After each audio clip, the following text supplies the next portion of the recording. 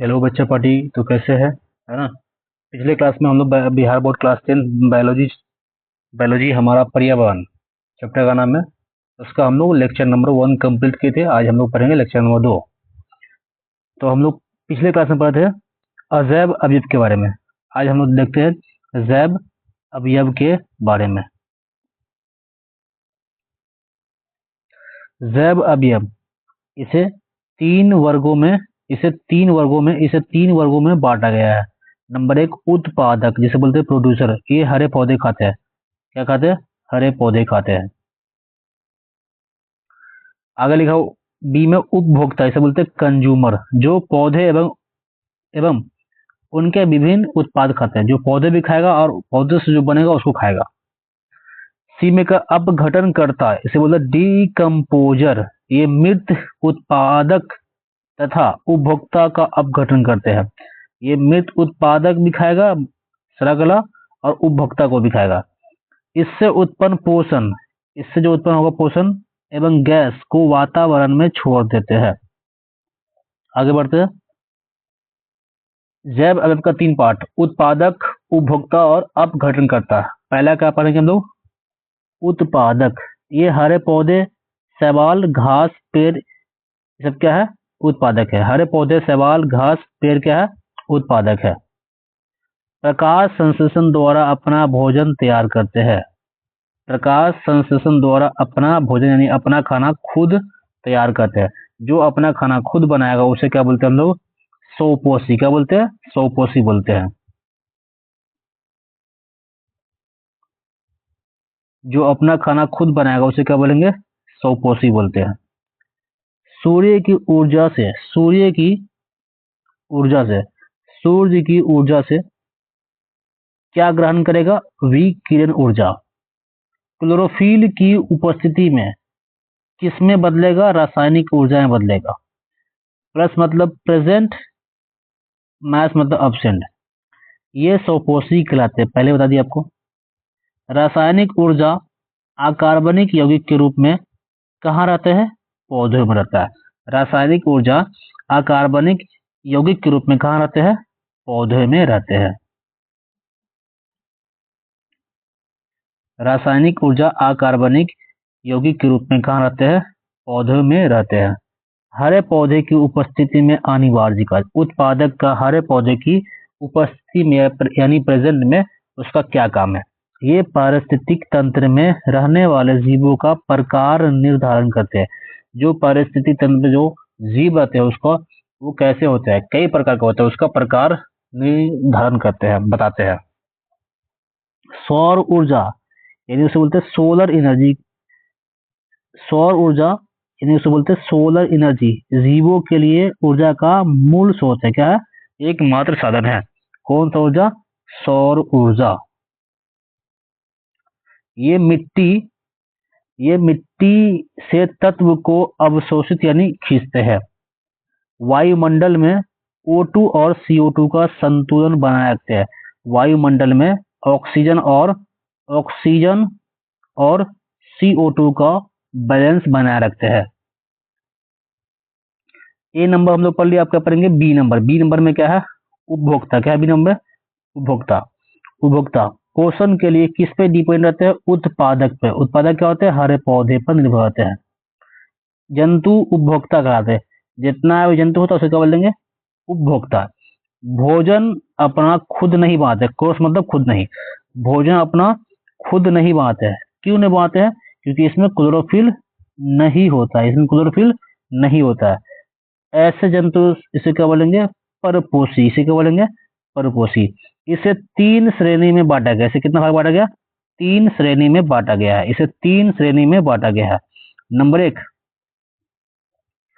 प्राथमिक उपभोक्ता, पोषण के लिए उत्पादक यानी हरे पौधे पर निर्भर रहते हैं। उत्पादक यानी हरे पौधे पर निर्भर रहते हैं। जैसे एग्जाम्पल में गाय, भैंस, बकरी, हिरन, खरगोश। कुछ कीट भी होते हैं जिसे बोलते हैं ग्रास होपर। क्या नाम है उसका? Grass hopper. देखते होंगे आप रात के समय में लाइट में बड़ा बड़ा थोड़ा कीड़ा आता है हरा कलर का, उसे बोलते हैं ग्रास होपर। ये हरी पत्ती भी खाते हैं। क्या खाते हैं? हरी पत्ती। ये सभी क्या खाते हैं? ये सभी पौधे खाते हैं, क्या खाते हैं?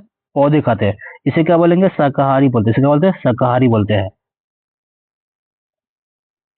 जितना भी शाकाहारी जंतु है वो किस में आएगा? प्राथमिक प्राथमिक उपभोक्ता में आता है। जितना भी शाकाहारी जंतु, उसे क्या बोलेंगे? प्राथमिक उपभोक्ता।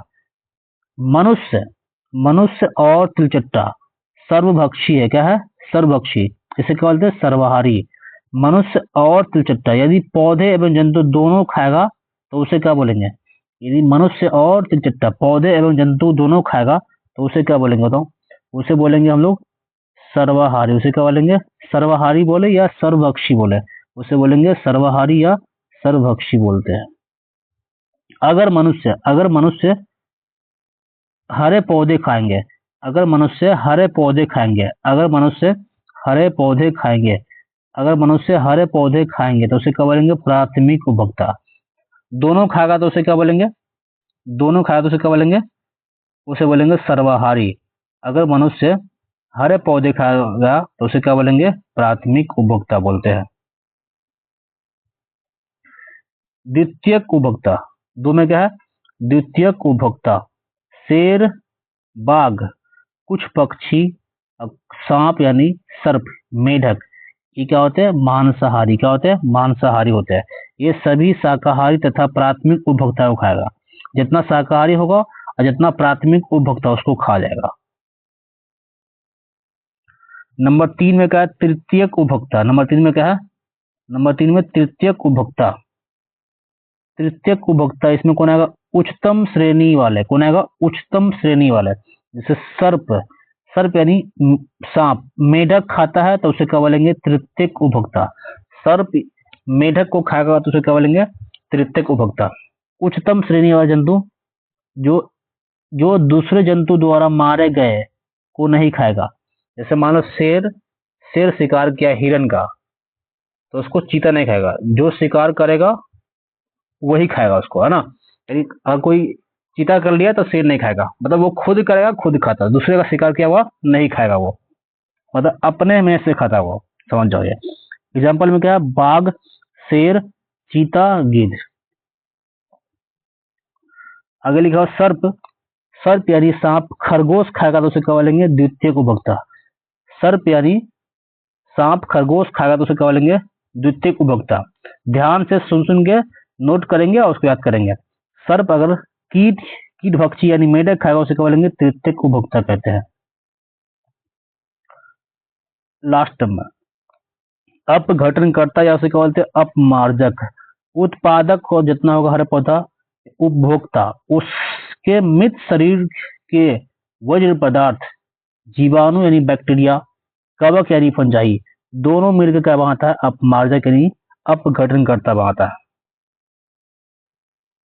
मृत शरीर,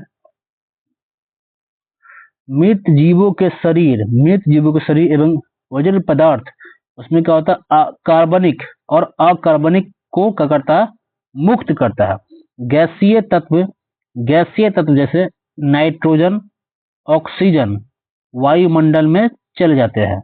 और द्रव ठोस ठोस और द्रव मिट्टी में मिल जाते हैं। ठोस और द्रव मिट्टी में मिलने के बाद जल मंडल का भाग बन जाते हैं। ठोस और द्रव मिट्टी में मिलने के बाद जल मंडल का भाग बन जाते हैं। जीवाणु और कवक, ये सब दोनों क्या है? सूक्ष्म जीव। क्या दोनों? जीवाणु और कवक दोनों क्या है? सूक्ष्म जीव है। इसे क्या बोलेंगे? सूक्ष्म उपभोक्ता या सेप्रोटॉफ। क्या बोलेंगे? सूक्ष्म उपभोक्ता या सेप्रोटॉफ। सूक्ष्म उपभोक्ता या सूक्ष्म उपभोक्ता या सूक्ष्म उपभोक्ता उपभोक्ता